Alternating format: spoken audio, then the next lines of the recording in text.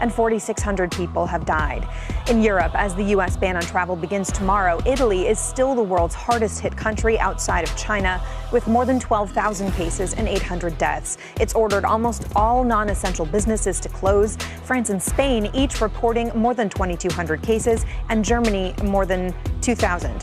In the UK, exempted from the travel ban, there are about 459 cases. Queen Elizabeth will leave London for Windsor Castle earlier than first expected due to the outbreak. Buckingham Palace has confirmed the 93-year-old has cancelled her annual garden parties and will leave on Thursday as part of a sensible precaution.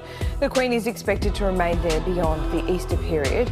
Before she leaves, the British monarch will carry out a number of small duties, including meeting with the Prime Minister Boris Johnson.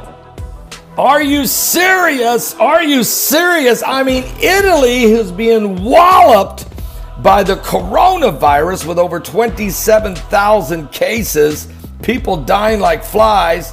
The last thing they need is an earthquake and a volcano eruption, but that's exactly what happened. This is Dabu 7.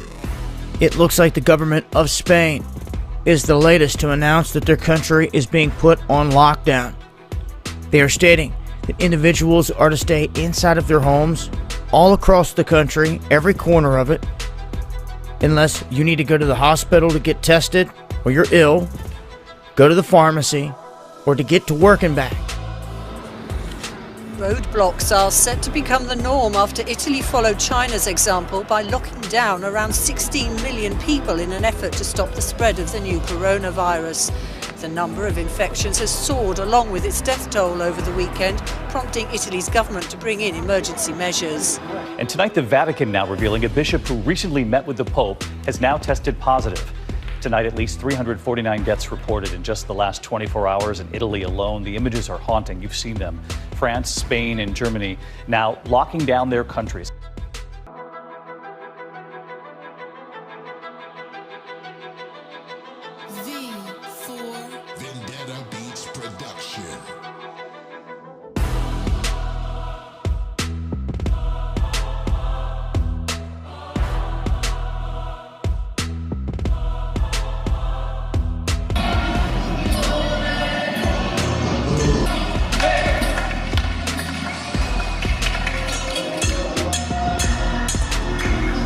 Well, as if Italy didn't already have enough to worry about with what's going on over there. The entire country is essentially on lockdown right now. We had an earthquake strike there around Tuscany. This earthquake caused people to run out of their homes into the streets. The shaking was definitely felt.